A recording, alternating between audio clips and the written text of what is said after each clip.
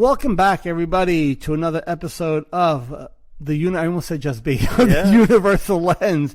I'm John Emilio. Hello. And I don't know why you say goodbye. I say hello. Come on. Who sings that? I don't know. The Beatles. Oh, dude, I wasn't born in the... Yes, I mean, come on, the Beatles. I wasn't a big Beatles fan. Dude, the Beatles are great, man. I mean, they were great. Obviously, very talented group, a lot of nice songs, but I was never like a big enough fan that I listened to their music. Never heard of it? You Say Yes. No. Who sang? Who sang the song Let It Be?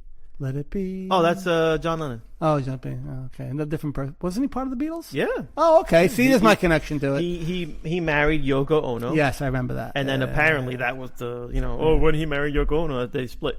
I mean, who knows what the truth is, but you see, where do you come up with this stuff? He married outside his race. Who? John Lennon. Oh yeah, what was Lennon? I guess. Typical standard, I guess. White guy, I don't know, Irish-ish. Lennon, Irish? No, I don't know, dude. I don't know. Well, he wasn't. I'm very bad with this. He wasn't a Russian. Unless it ends in a vowel, I'm very bad at it. Lennon-o. Lennon-o. I don't know. If you end in a vowel, I could probably figure it out just because it's what I was brought up in. But or else I have a hard time. Lennonino. Yes, he broke the barrier. For sure. Well, he was. I think he was the hippie's hippie. He was like hippie. He was always a hippie-ish type of guy. Well, that whole Let It Be was that whole era, right? Was A World with No War. Yeah, but that was. Let me tell you something. They were trying to break down barriers for sure, and during that time frame. Yeah. Yeah. I don't know. It got kind of squashed. Yeah, at one point, but definitely. My mom wasn't listening at that point. My mom could care less. I definitely don't think the old school Cuban. She was Cuban. Your mother was Cuban. Yeah, she was Cuban. Right? She was Cuban with Spanish ancestry. So okay. my grandfather, even though he was born in Cuba, his ancestry was from Spain. From Spain. And then the switch is that my grandmother was born in Spain, but went to go live in Cuba with my grandfather. And while in Cuba, my mom was born. And my mom doesn't like talking about it like that because, as you will find out later, she had a bit of a racist vein through her body. Like I don't know if you know this, but I mean you probably do. But in Cuba, you have the entire rainbow of colors. Like you could have a blonde-haired, blue-eyed, green-eyed, very white, pink-skinned Cuban, such as my mom. Yeah, my mom didn't have blue eyes and all that, but my mom was like pink. She was like Irishy.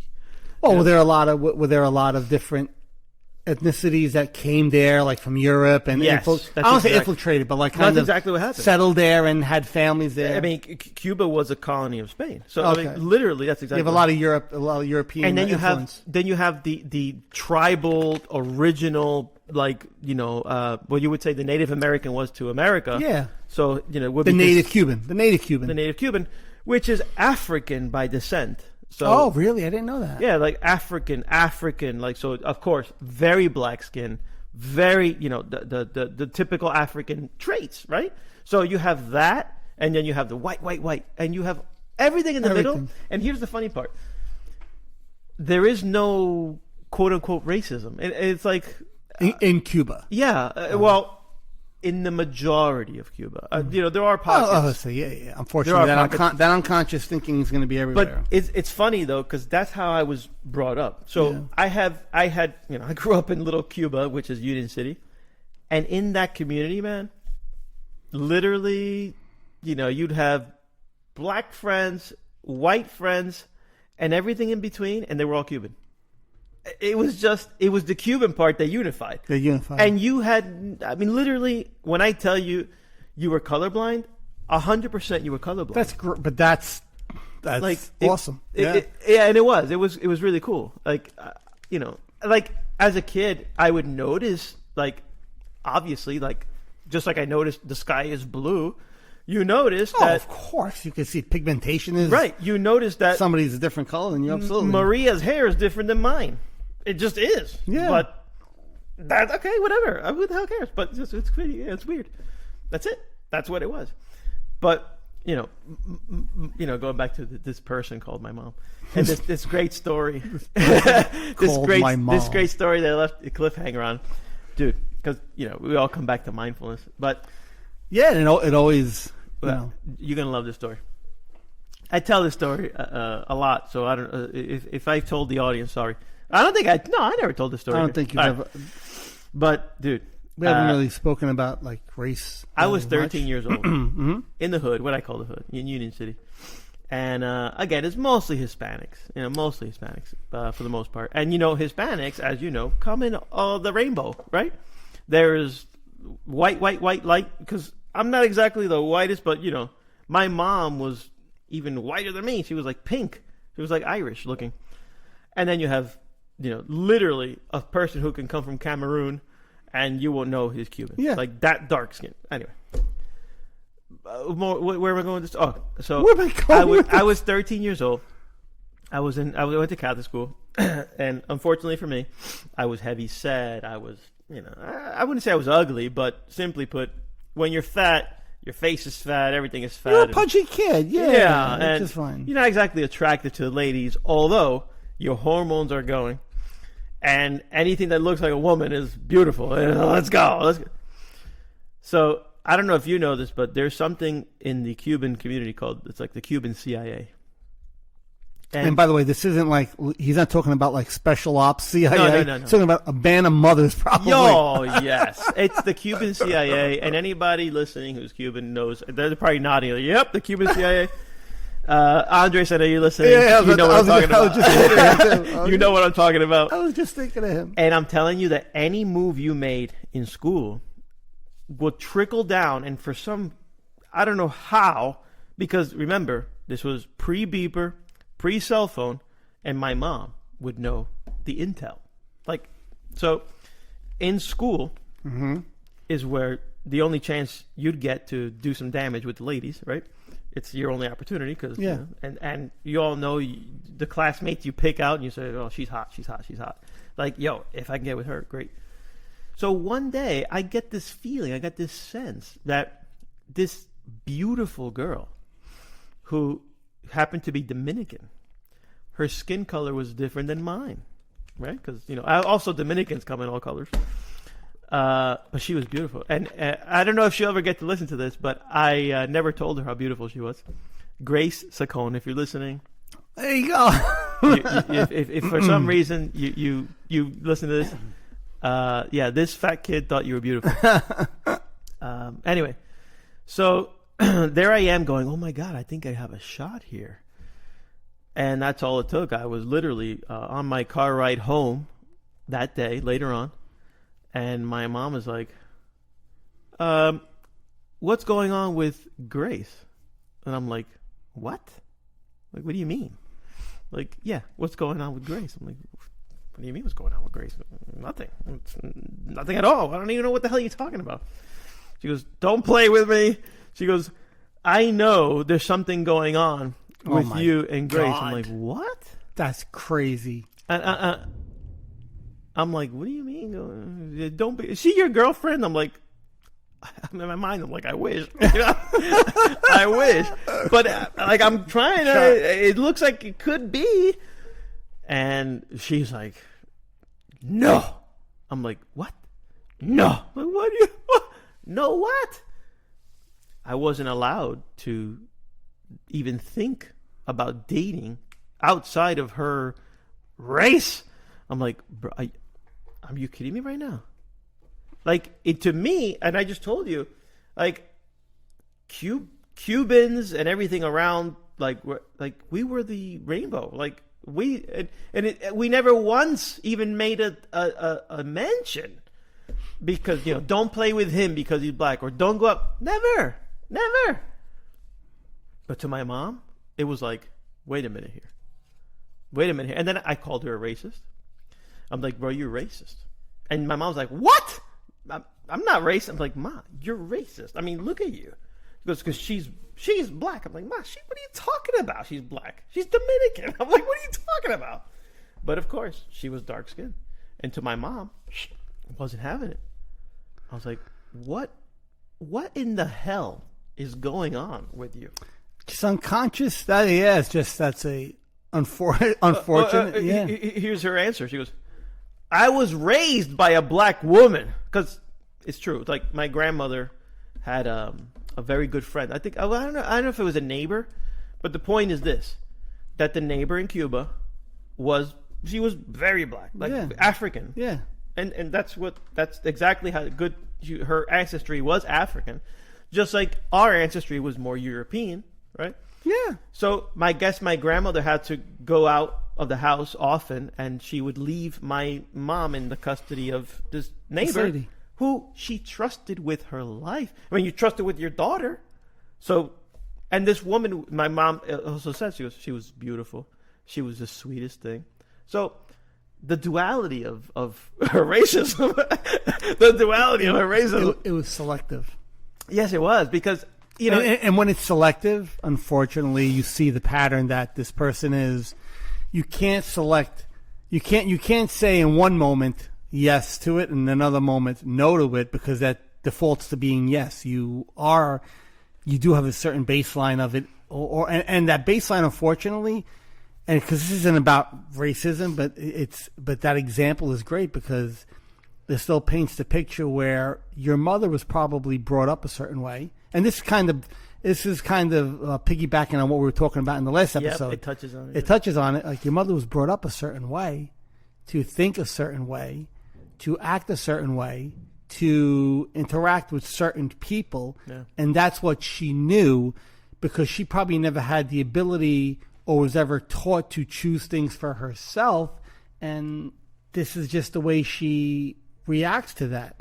And it's an unconscious behavior, because once you have a little bit of awareness, you start to see that. You start to see that mentality, and it's unfortunate that had to happen. Cause now I'm telling you, Erica, in a way, I feel bad. What was her name? Grace. I feel bad for that. The Grace thing didn't happen, but then you wouldn't have met Erica, and I'm a big fan of Erica. And you know what's crazy? How long is, in the span of life, how long is 4 years? It's nothing. It's a blink. 4 years. Yeah. 4 years happen. So we've known each other. We've known each other in 3 or 4 year increments. Yes. So 4 years happens quickly. 4 years later, I met my wife. Oh, did you really? 4 years later, I met my wife. 17. So yeah, I guess things God threw that boomerang out there. It's like, listen, the universe will definitely point you in a direction or place things in front of you. But not to mention, John, I'm talking about a 13-year-old. Grace probably didn't even know, No, but I think so the topic here is beyond the whole. It's beyond who Grace was as a person, or beyond any of that. It's the fact that you had this idea or thought that you wanted to live your life a certain way in that moment. Perfect. And the unconscious thinking of the parent stopped you from entertaining it at all. And that moment, for me, because I'm telling you, like, it's not that I had a very unhappy childhood. No. It was filled with great happiness and, of course, bad and good, like everything else. But boy, oh boy, I was so excited that I think I might have a girlfriend. Oh my God. I'm like, I sensed the possibility. It was within my reach. And my mom was like, no. Like, what? And like, as a parent, you do look out for your kids, but I don't know if I would ever look out for my kid in the sense of, because he's going to date somebody of a different color or a different religion or a different race or whatever it is. I'm like, what are you doing? Like, don't you want your kid to be enjoy life, and then you see your kid, right? In my case, pudgy, girls don't look his way. He's great playing with the guys, but and he's very interested in girls, but no girls interested in him. And here he has a potential, and what do? Squash it, because your preconceived notions are more important to this family and your future than that. What are you doing? Yeah, I mean, it just keeps boiling down to zero awareness of the real situation at hand and what's actually happening. So if you remember the last episode where I told you about the moment where I stood up to my mom and it broke. Yeah, it kind of broke that. It broke the cycle. It broke the cycle. I don't even know if she hit me after that. Imagine that. I don't even know if she even hit me after that. I can't remember, but I don't think so. Like, from that moment forward, I think that as a modern person dealing with antiquated, let's say, ideals or ways of being, I think it was necessary for me to trailblaze. And if my mom were alive today, I don't think she'd feel the same way. Like, I don't think she would. I think she would awaken to her stupidity. If that makes sense. Yeah, I think she would. I think she would have, and a big proponent of that would probably have been being around you, because you would be that, like we always say, that reflection for her, to see her actions, to see, like, when you made her, like when she was hitting you and you said, and you kind of stopped it and said, you want to see me cry? Yeah, you want to see me cry. That's what we call, you forced her into awareness. It's like when my son, I said 2 episodes ago, when John got up and said, hey, I'm in high school, because I was being very hard on him, he kind of forced me into a little bit of awareness there. And so it happens in different ways. Some people, they're forced into it through something that happens in life, where all of a sudden they kind of, wow, like this person says something to you and it just throws you back, and you're like, oh my God, you see the way you've been acting and the way you've been thinking. And now the goal from there, the objective would be to hold that space, understand that it's there, and not fall unconscious again. Because unfortunately, what a lot of people will do is they'll just fall unconscious again and get back into those old habits, thinking that, well, yeah, okay, I see what I've done wrong, and then just do it again and do it again and do it again. Awareness isn't about having a moment and then, okay, it's gone. Awareness is about having that moment and now holding that awareness through thought, through situations, through preconceived notions, through your form. I was brought up in Brooklyn, New York. I was brought up, like I said, Roman Catholic. My family wasn't racist, but there were preconceived notions, right, in the way a lot of people spoke back then and the language they used that I always knew I didn't agree with. There was something in me that just never agreed with it. But, seeing that, understanding that, I mean, that was all kind of my history. But as I kind of went on, as I noticed it more and more, and I realized, I know that I didn't, like, if I didn't have that awareness, if I didn't have any awareness at all, I probably would have fallen victim to that and had that same language, treated people the same way, had that same preconceived notion about whether it's a religion or a race or a gender, because there's still a lot of that. And for me, it's... Do you remember what you said to me before, and you said it to me also a few minutes ago? What did Eckhart Tolle say? That we are... because he can't basically, there can't be... A placeholder of presence. Right? Yeah, like Eckhart Tolle will say... So you have people who could be teachers of presence, who are like mindfulness instructors, people like Eckhart Tolle, people who teach meditation. They kind of taken a role of teacher. He goes, then you have people who he says they're called placeholders of presence, where maybe their calling, quote unquote, I'll use the word calling, isn't to be a major advocate or teacher of it, but to just be a placeholder of presence to resonate for those around them, and to enlighten, not to use the word, not to say infect, to enlighten those around them. I've always, as I've gone on in my life, as much as I wanted to be a teacher of presence, and I, even though I wrote the book and we do this podcast, I have this, I keep falling back into this, or I get this feeling and this kind of comfortable feeling, like this knowing that this is where I belong, is to be this placeholder of presence. Not to necessarily become this major teacher of it, like on my own. And we've had this discussion where I was going to do the social media thing, and I just said it wasn't a voice telling me, no, you can't do it. It doesn't feel right. It doesn't feel like it's where I need to belong. And I've always kind of fallen back into being a placeholder presence for those around me and having interactions with people close to me that just so happen to have needed to have that interaction with me that put them on a little bit of a different trajectory. And I've had this happen 4, 5, 6, 7, 8 times to me already. And if I'm not where I am, maybe that wouldn't happen. So I'm very content saying, yes, I am a placeholder of presence. And being that placeholder of presence, the person around you kind of gets a little bit of that. And then where it goes for them from there, Well, it's on them and how much work they put into it and how important it is to them. Do they become a teacher of presence, or do they just become placeholders of presence? If we have enough people who are placeholders of presence, it's like having 10 Eckhart Tolles or Sadhgurus, right? That one guy who could reach 1 million, but if you have 1 million placeholders, those 1 million placeholders could touch another 20 people or 30 people around them, and that's another 20. It exponentially grows. So just being a placeholder of it, it's a positive Amway. Yeah, absolutely. Yeah. I'm going to draw a parallel that I don't even know if you drew. Do you notice in our talks? Yeah. We had no idea what mindfulness was as youngsters. But we tended to buck the trend.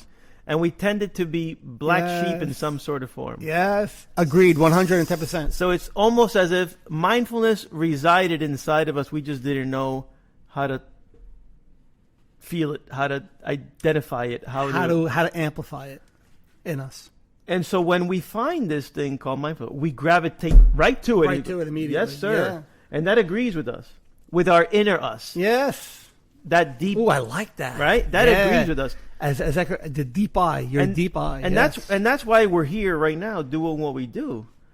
And some of our relatives took other paths. Some of our relatives act different ways. Some of the people we knew, we grew up with, people around us.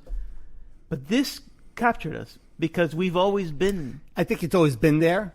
We've always been this way. We saw things differently. Yeah, and this is where in our discussions, privately, where we tell private stories about where we were brought up and our families and our experiences that maybe we don't share on air because there's other people involved in those, where we see that, yes, we always had this different lens that we would look through, that we didn't agree with the lens that was trying to be put in front of our eyes. Say, no, this is how it has to be. But no, I don't. I see a kinder lens. I see a different lens, a better way to look at things. Simply put, we didn't. In my case, I didn't know how to deal with it. I didn't know how to deal with this. I didn't know either.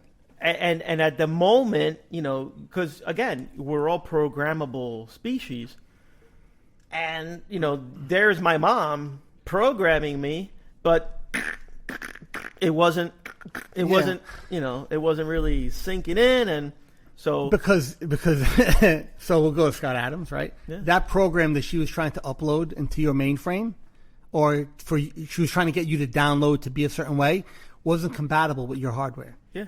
So your hardware, right? Your whatever you want to call it, right? Your deep eye, that awareness in you wasn't accepting what she was trying to tell you. Maybe even for me, the way I was told to brought up. And then we had this conversation. I said I had an uncle who I think was on that path, right? Where he just saw things differently.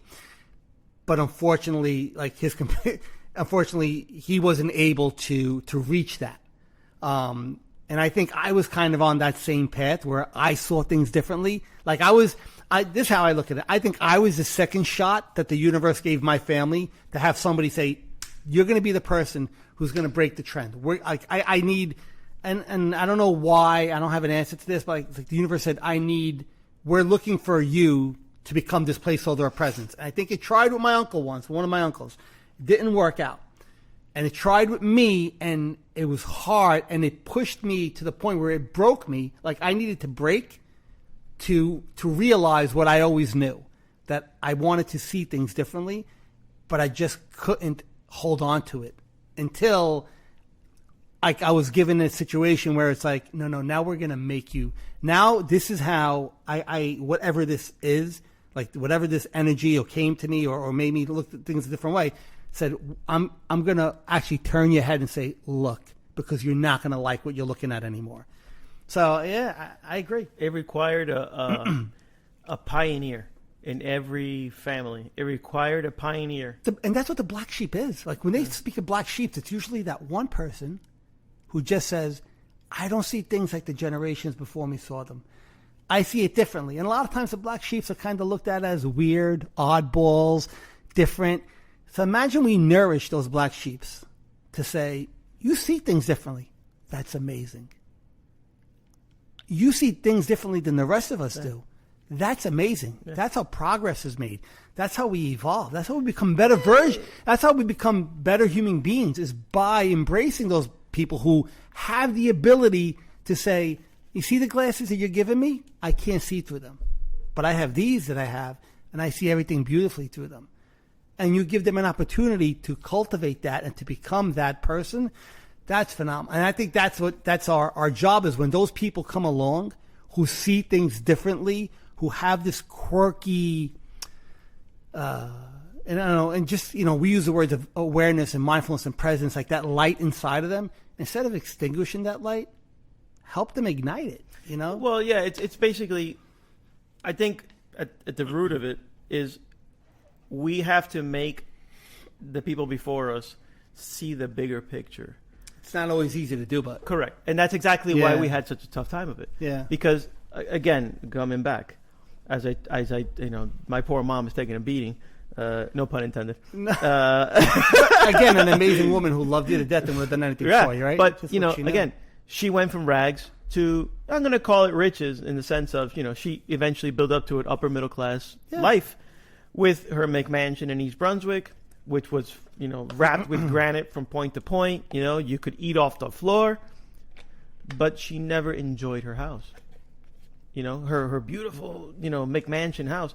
She could never enjoy it because she was always sick, worrying, cleaning, stressing, obsessing. And she was trying to live up to a certain and persona. Yeah, and just which like her mind created for her. Yeah, just like that moment when I said, you're going to have to kill me. You just want to see me cry. Well, go ahead, break everything on me. That was the moment, you kind of break. And then the same thing, this stupid discussion about, me wanting to date Grace or whatever, you have to constantly buck the trend. And then the house, why did I mention the house? Is because I told her, I said, you live in this beautiful house, beautiful, that anybody would want to trade places with you, except you're miserable in this situation that, granted, you work your ass off, but enjoy it. Enjoy it. I think for her, it wasn't even... she didn't have the capacity to enjoy it because she was so identified with the thoughts that said, things must be like this, things must be like this, things must be like this, where only if those boxes were checked, maybe she could enjoy it for a little bit. So at that moment, I was a raw, as you were, we were raw beings without having the mindfulness thing taught to us. We had a raw nerve that was just exposed. It needed to be shaped. Yeah. But I believe, if all of us had this guidepost person in our families, we'd be able to really affect the situation differently. Because I think today, with some time, my mom would have been a whole different person because she was already going that way. Yeah, already changing. You would have resonated with her much more. Yeah. You would have started to see her maybe say things, correct herself, see things differently. Remember, that unconscious behavior might still show up in somebody who's been doing it their whole lives. But when you start to see them catch themselves, correct themselves, find that awareness, well, that's where you know that it's starting to resonate in them. Yeah, and it might be chipping away at an iceberg. It might be chipping away at an iceberg, but it's a smaller iceberg than it was when it started. That's it. Yeah. That's it. It's smaller than when it started. There was that... there's different levels of evolution with awareness, and you start with, that moment when your kid says, I'm not in high school, with John, or when you said to your mother, you just want to see me cry. It starts with that, and that's your portal. That's your opening. That's the door. Now from there, you have to walk in it, and you go and you find another door. And a more expansive room of awareness. And then you find another more expansive room. And you don't go from 0 to 120. That happens to very few people where you get ultimate awareness and presence overnight. Usually it's a gradual process, the awakening, if that's what, and we use these words. Remember, these are just words because we have to describe things. So it's not like there's an awakening people think some religious thing. Right. No, it's when we say awakening, it means you're actually becoming conscious and aware of your thoughts and your thinking patterns, old behaviors, old, unconscious thoughts and the way you were brought up and things in your environment. And there's different levels to this. And I think what you're saying is the caterpillar doesn't just become a cocoon to become a butterfly in 1 second. It's a process. No, the caterpillar, with a few days, it turns into a cocoon, and then a few days later, it starts to open up, and then a few days later, the butterfly starts to come out. And it's a process. One of the weirdest ones with this process is you get to a certain point where you feel disconnected from a lot of the things around you. Yeah. And I'll say this: you're lucky. You should be not lucky. You should be thankful and grateful if you get to that point, because it means you've reached a level of awareness where you're not identifying with a lot of the nonsense around you. Now, the mind will come back then if that ever does happen. Like if that's happened to you, I know it happened to me, where I'm like, okay, I can't relate to people around me anymore. The discussions we would have, the conversations we would have. We've mentioned this before. Even when I have a hard time when people want to argue things, I'm like, I can't almost argue because I don't have this urge or need to anymore, and it makes it difficult. But then you start to adapt and learn how to respond to people around you who you care about, and you don't want to just pick up and, you can, and people have picked up and just left and lived a quiet life because they just want to live in ultimate presence. But if you have a family and responsibilities and people you love and you care about, and you want to be around them because you genuinely want to be with these people that you love, you learn to adapt to how to converse and how to act with them and how to answer them properly from a conscious place. So it's your mother, yes, like your mother, my parents. I in my book I speak about my parents, how they were political, right wing, way, like they were just there, this guy is the next coming and the whole 9 yards, to where they've become more conscious about it, and they've seen how they get manipulated by certain things. Like they've had this awareness growth in them. So even if they never get to the point where they're ultimately awakened or aware about everything, well, they're suffering a hell of a lot less. They're further along. They're suffering a hell of a lot less. Like all I could want from my parents, who are, my father's 81, my mother's 75, I think. All I want from my parents is, when they get in 20 years, when they're in their hundreds, hopefully, when their time comes and they're going, they're not going in fear, that they're going in peace, right? And you get this peace by that peace comes from not attaching to the mind and fearing everything, but by just, and this is the, quote unquote the head, the headsy part of the conversation, where it's just that this inner peace that's there, that you just kind of anchor in, and it's there. And that's what I want that's what I would want for anybody I love and care about. So with your mother, if she was still alive today, I think she would be a much more... she was on her way. Yeah, I think she would have been much more awakened than she was. She was on her 20, way 30 years ago. From my unconscious self. In other words, just from my influence, because... So you were a reflection. You didn't realize... We always say you didn't even realize you were a reflection for her back then. No, I didn't even know. No. I mean, everything down to, I mentioned I was fat. Well, guess what? I got fit. At 14, I got fit. And everybody, you're eating synthetic stuff. Well, when I lost 45 pounds, I was like, how'd you do it? Write down everything you did. And my mom started to pay attention. Be like, no. Mom, I told you, when you cook, everything's boiling over in oil. Everything has, fat on top of fat. We gotta... Yeah. So start, the chicken you make is fine. You can still make chicken marsala, absolutely. But you don't have to drown it in oil. Just a little bit in the pan. Yeah. And she started to cook differently. She started to cook a little drier because she understood, literally, my mom, the person who made huevos a la flamenca. And if you knew what that was, literally, she would start modifying. Because I told her, keep the good stuff, but just modify. Just modify a little bit of the behavior, and she would. It got to the point, and I should tell this. It got to the point that she wouldn't make decisions without consulting with me. Like she would say, remember, I'm the guy who was an idiot, got his ass kicked every day, knew nothing. But it came full circle where she wouldn't do anything important without consulting me. And I was a young punk.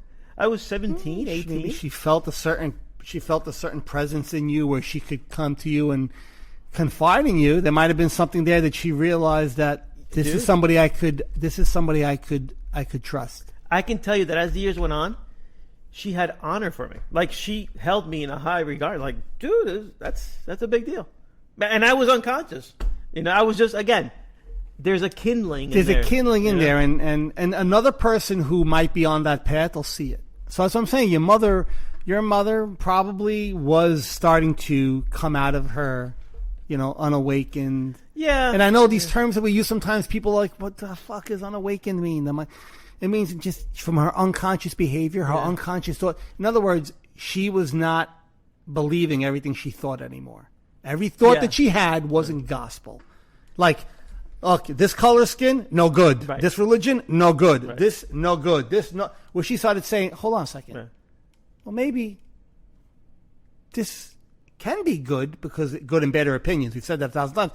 This can be good. Let me see how it is for my son. Let me see how this works out. So that flexibility started to happen. Once you see that flexibility, that's how you know the person is starting to come kind of awaken. When somebody's very rigid in their thought patterns, that's how you know they're unconscious.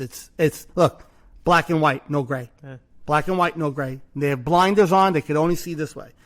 When you see flexibility in a person and how they act, that's how you know that person has started to get some sort of a level of awareness in watching their thoughts. And then imagine how much farther it goes to where a person could completely watch themselves think and pick what they want to choose. And with that, you see things like racism, whether it's against a religion or a person. Almost any ism. Any ism. Almost any. Any ism. Elitism, racism, name it. Pick your ism. Any of those fall wayside. Because now you're not attached to them, they, or who do they think they are, or because whenever that language is, it could be whether you think you're better than somebody because of monetarily, ethnicity, religion, political. It all disappears. It all goes away, and you start to think from a place, or you start to choose the thoughts from a place that is just. There's no bias anymore there. Now you just start to see a situation for what it is, and you make conscious decisions based on that situation.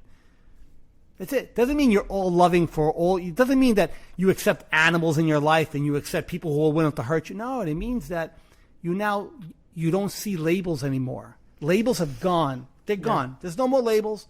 I see people, I see situations, and I make my decisions based on that. And we've been, and I say we, because you and I married well. We've been very lucky. And they married well, too. Yeah. But we've been very lucky that we ran into our wives, right? I agree. And let me tell you, I was 17 years old. 17. What do you know at 17? Nothing. Like, literally nothing. No. I knew this. I knew that, yes, of course, I felt the love that my wife at that time, my girlfriend, had for me. But I felt the love that her family had for me. That was crazy. Like, you don't perceive that. You have to have a certain instinct. Do you think that the love my mom had for my wife's family was the same day one as it was day 400? No. My mom brought her preconceived notions to that. By the time, never mind we were married, a year or two into it, my wife was my mom's daughter. Adopted. Loved her. Loved the family. That it was like as if, this was scripted. But not in the beginning. No. But she was able to look past that. Hence the pioneer attitude. Yes. And again, that was just one more mural to fall. Sure. She had many more to go. As with anybody. Yeah, but that's great that she was able to even do that, because you know how many people.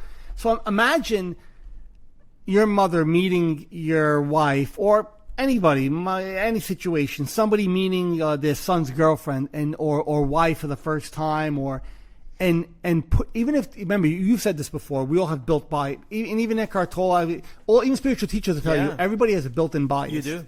Yeah. Right? Because we absorb things as we grow. Yeah. If you put that bias aside from day one, where you're mindfully, you're aware enough and you have enough presence in your life to see that bias, understand it, but not apply it to that person who's in front of you now. Now, you can enjoy that relationship from day one, not day 436 on. Yep. Not some people you unfortunately hear, on my deathbed, I realized the kind of person you were. So I've now waited X amount of years before I allowed myself to see past my bias, to see who you were, how you were, the kind of person you are. Give a fuck what society says. I don't care what the media says. I care person. Yeah, how are you feeling? Hold on. You're a person. I'm a person. No bias aside. Let me see this person for what this person is. And maybe, right? Not every relationship is going to have this, right? There's polarity. Sometimes things just don't work out and they don't work out.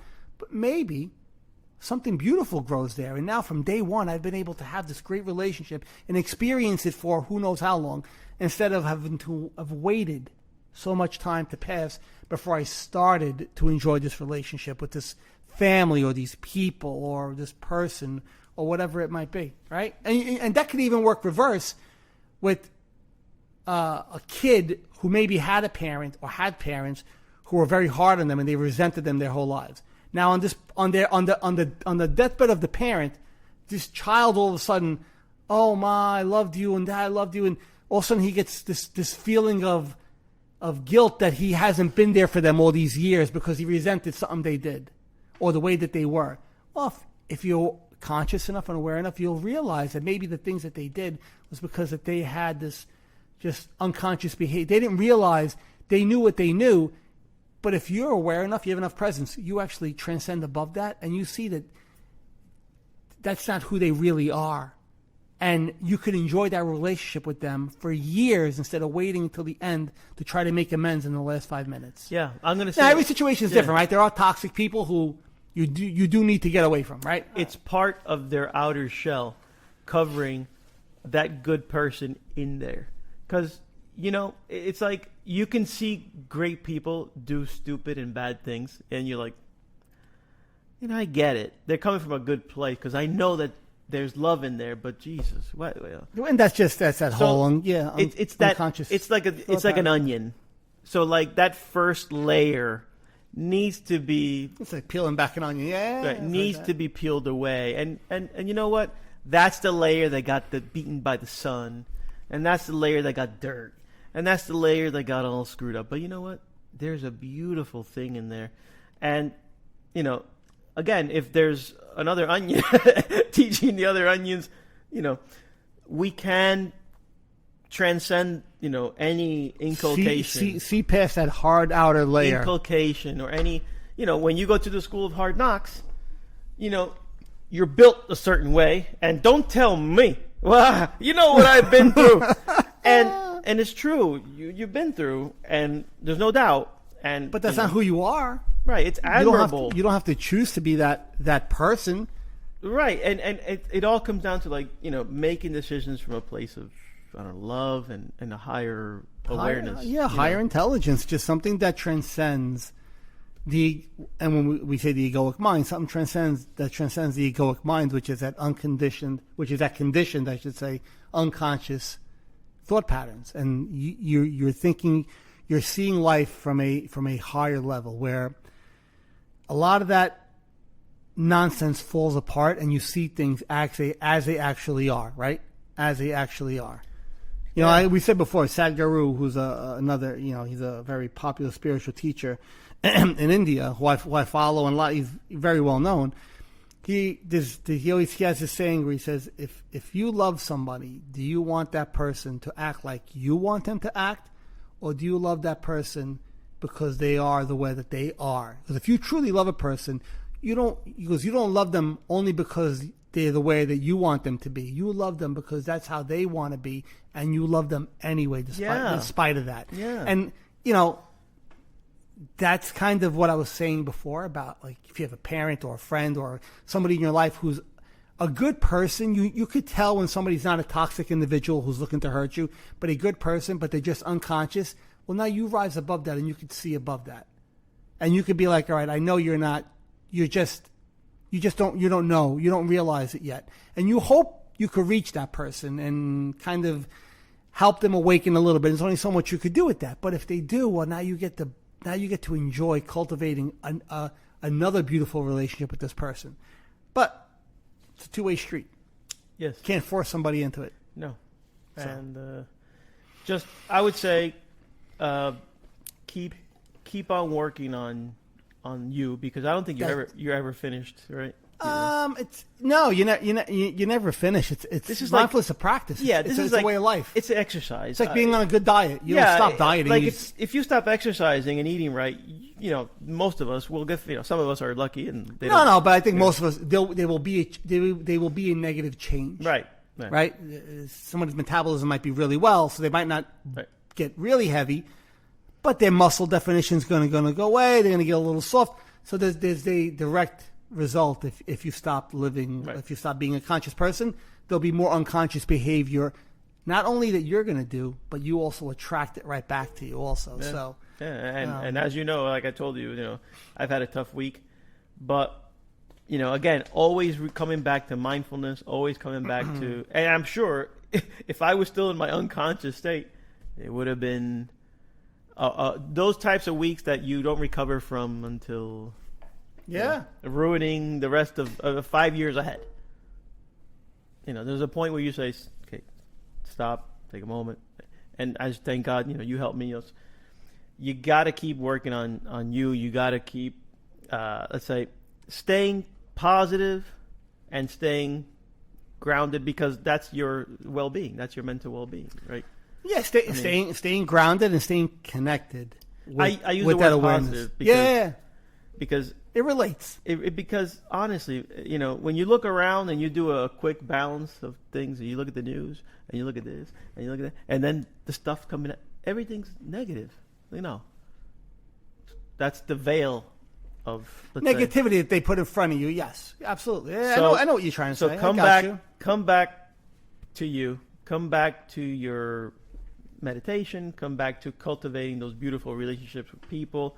And you know what? When you said toxic people, there are toxic people that it's toxic. When I say toxic people, I mean people who are they're setting out to really be toxic. In other words, they're setting out to hurt. That's what I'm trying to say. Yeah. I don't mean somebody's toxic just because they're acting unconscious. I mean toxic who's they're setting out to they're there either to physically hurt you or mentally hurt you on provoke. Purpose. Yeah. That's what we're talking about. Yeah. And absolutely. And tell me if I got the right idea here, but I believe those people shut them out. Shut them out hardcore. Oh yeah, because whether you're a therapist, spiritual teacher, if you have somebody in your life who's, God forbid, right, physically abusing you or mentally abusing you, by mental warfare, or poking and prodding at you constantly, shut them out. Yeah, because that's a person that all they will do is dim. These are just the words I like to use. They're going to dim your light of consciousness. All they're going to do is dim you, because they're going to be those emotional, like from the book that you spoke about. Yep. They're going to withdrawals. It's all withdrawals. It's all withdrawals. Yeah, if you don't, those are people that it would be in your benefit to, in my experience, to walk. And I've walked away from people like that, to just walk away from them and leave them there. And if they ever have this awakening and they change and then they want to re-enter, by all means. But as long as they're just there to withdraw from you, then there's no need. Oh wow, there's no need. You just mentioned something. I'll mention. I'm going to save this story for another one. That's the third time in a row you've done that. Yeah, because this is a good story. This is a very good story. This is a story about, and I'm going to say it here, even though he listens. My brother-in-law and myself. Erica's brother. Yeah. We didn't have the love we had, because now we have. Yeah, you guys have a great. I was a little confused because I know you guys have a great relationship. No, I mean, we don't have a great. We are brothers. But it wasn't like that. It wasn't like that. I'm kind of like that when my sister-in-law's husband. It wasn't like that. And you know what's funny is I was not. I don't know what mindfulness was, but like I told you, there was that kindling, and when one day, I think he also must have had it, right? Because I perceived him as a negative person, as that toxic person. Like, he had a bias against me from day one. So you know what? Fuck me? No, fuck you. Biased. It was like back. that, right? Yeah, biased right back. Yeah. And then one day, he reached out, and because it was always uncomfortable during family gatherings, but one day he reached out, And you know what I did? I didn't say, look at this. No, I said, absolutely. Like, this is natural. So that's a conscious response. This is natural. Like, that's something inside of you pulling you that way. I don't know what mindfulness was. I don't even know how to spell it. Yeah. And and he goes, I just wanted to come over and maybe, 100% yes. From that, we don't even have to talk about it. Yeah. We need to talk about it. You're here. I know why you're here. And I love you. Done. It was that easy. And then from that moment forward, that's my brother. Yeah. That's how it happened. Call it maturity. Perhaps we were two young punks, right? We were young. Yeah, listen, with age, sometimes as you get older, there's a little bit of wisdom that shows up there. But that wisdom is only noticed because it's not knowledge. That wisdom is only noticed if you're conscious and aware enough. And you say he's a martial arts instructor, right? Yes, he is. In that field, there tends to be there's somewhat of a discipline of awareness yeah. We might have him on one day. Yeah, so there's already a base kind of there, but yeah, you definitely need you can't see wisdom unless you're aware. You have intelligence up the friggin' wazoo. You can be the smartest person in the world, but you're not a wise person unless you have awareness and mindfulness and presence in your life. Only the most present people are wise. Wise, the wise sage, the ancient, spiritual teachers, or any kind of, like Albert Einstein would always say, wisdom and intelligence are two different things, completely two different things. Wisdom, and Albert Einstein was one of the most intelligent, people this planet's ever seen. I mean, he just had an amazing mind.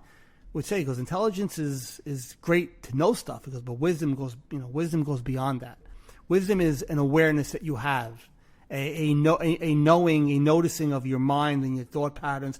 It's wisdom comes from a higher place. It's not the intellectual mind. Wisdom isn't the intellectual mind. Yeah. Wisdom is a higher knowing. It's something that transcends. Yeah. The regular day, everyday intelligent. It's hard mind. To explain. Really. Yeah, it's hard to explain. But yeah, so yeah, no, that's where you're saying we got older and wiser. You only get older and wiser don't go together unless you have awareness. I know plenty of old people who are grouchy, old, unconscious idiots still. So age doesn't make you wiser. You might know more. Yep. But you only get wiser if you're aware more. Drop the mic on that. I think there it is. Oh, wait, I want to try to say this yes. This metaphor. I don't know if you've seen it. Maybe you have seen it. But they say intelligence is knowing that in a one-way street, cars can only come one way. That was in my book. That was in your book. Yeah. Go ahead, finish it. Finish. No, I forgot. That was Albert Einstein said that. Finish it. That's where I got it from. And then, but wisdom is looking both ways. Looking both ways for you cross, something like that. Yeah. I thought that was great. Yeah. Because you're saying that, I'm like, I've heard that before. Because it's so true. Yeah, it is. That's a good metaphor for wisdom. Yes. Because you're very intelligent. Because you know the traffic flows one way, so you're only going to look the one way. The wise person looks both ways. That's right. And it's hard to explain, but yes. So years in life would teach you look both ways because you never know. Age, right? Age, yes. But you got to be open to that. To that notion of wanting to look both ways, or else the looking both ways is the awareness, but you have to be open to noticing that awareness is there, and now you'll realize to look both ways to see things. We're back to willingness, yeah. We're back to willingness. Again, full frigging circle. This show is a repetitive show about the same thing, but we talk about different things every week. What book was that metaphor in? The Universal Lens. The Universal Lens. Who wrote that book? Guy I know, John Emilio. That's it. Listen, it's if you want a decent read, man, I'm telling you, it's a good book. It's a good read. It's an easy read, but check it out because... Actually, yes. But you got to be open to it. Yep. No. Look. Because I'm sure people have read it and put it down. I'm going to say, what is it? Risk, reward. So it's zero risk for high reward. If it doesn't resonate with you, put it down. That's it. Literally come back to it when it does. Super easy read. Yeah. And the reward is quite handsome. Just like yourself. Oh my God! Thank you. That's right. You're not getting paid for this. Why don't you have to? Oh yes. Also, we'd like to thank our sponsor. Yes. Take a moment out here to thank our sponsor. Insert your name here if you would like. Yes. You know what I've been thinking? What? We should be promoting our local businesses, and I believe since we do this for free, we should give them a shout out. Like for example, down the road from me is this family farm. You've seen it. Oh, I see it. The one that's on the left-hand side. Salt of the Earth people. Yeah. What's the name of it? I don't even know. Federal Farm. Oh, Federal Farm. I don't even know if they listen. I don't even know if they know. All I know is I see that, and I can't tell you every day. This family, it's a family. It's two old brothers, old men. They are on that farm, and it's not a huge place, is it? No, and they still tractor. They still live on their farm, and they tractor down the road, their vegetables or whatever it is they're doing. John, back and forth because they live on the road, so back and forth to the corner, and then there's their eggplants and tomatoes and whatever, all grown on their thing, and I'm like, honestly, how can you make a living? Like 2023. You know how many truckloads of you really have to sell? And there they are. Every day. And that old man, and you know what? I think it's a family thing. So I'm like, I admire that, and they don't bother anybody. Like, you know how they bother people? They're in the big tractor on Federal Road, and you gotta go around. Yeah, all right, so what? Salt. Put your blinker on, go around the guy. Earth, the most beautiful people. That's I great. admire them, and I'm gonna say Federal Farms on Federal Road in Monroe Township. Go there. Give them a look. Absolutely. Get your fresh, like grown here, and then trucked down the road and sold. Is that their on their corner? Is that their place? They have like a shed there. That's it. That's them. That's Federal Farm. Yeah, that's them. And the family, I don't know their last name, but I know that I think they are like a Czech or Yugoslav, something like that, immigrants. Man, just hard workers. That's just great. Beautiful. That's great. Beautiful. Yeah. So if you're from Monroe, check them out. Yeah. Check them out. Yeah, there's a lot of cool places in town to go check out. Put some positivity out there. Yeah. Listen, it's for all 12 people that enjoy the show. No, there's definitely more than 12 people. I mean, a good portion are from New Jersey, but there's people all over the country. They're gonna laugh. We had Sweden, and we had actually for a couple of weeks ago we had listeners who were active listeners in Sweden and I forgot the other country. Australia. That was me. I had a layover. Did you? Okay. We're good? Peeps. Yeah, we did a good job last episode keeping it under. This episode, not so much. You're kidding me. How far we go? 58 minutes. Stop it. No. Dude, you don't stop talking. Stop it. I thought we were like 25 minutes. No, get on. No, we're at 58 minutes. I'm alone. All right, so whatever. So I'll try to keep our guided meditation to a couple of minutes today. I got to go. I got to eat lunch. All right, ready? All right, guys. So anyway, thanks again for listening in to another episode of The Universal Lens with myself and Henry Beltra. So I'll take you guys out as we usually do, just processing everything that we've spoken about. All right, so just start with those deep breaths like we always do. 2 second inhale. 2 second hold and a slow exhale after that, and just repeat that process as I kind of talk us through this. And we did speak about a lot of things as you're focusing on your breath. Any thoughts, any labels, any images that are in your mind. If you're kind of going through your history, thinking about what it was like growing up for your family, whatever it was, just watch those thoughts. Don't label them.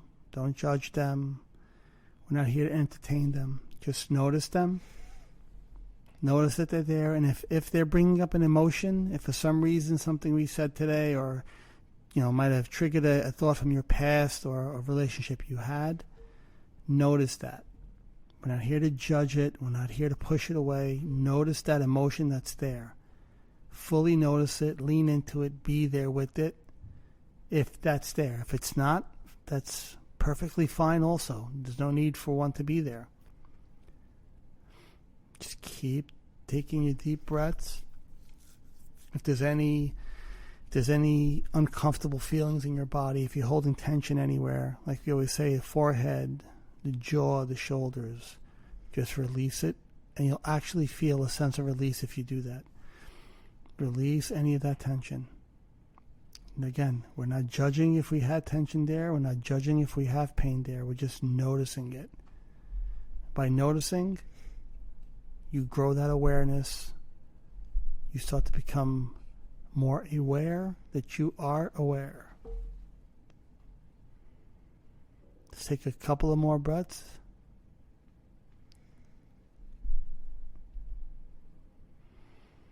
One last one.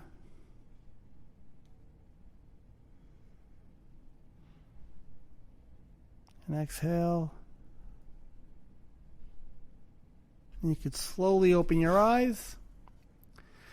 And feel free to sit here for a few more minutes if you want. Like I say, I always recommend that. If not, thanks again for listening, guys. We're going to be putting out the episodes a little bit differently. We're going to try to put out a couple a week now instead of the one a week, so to just keep the content flowing for everybody. So, again, thanks for listening in, and have a great week. Thank you, guys. All right. It's been real. Yep. Bye-bye.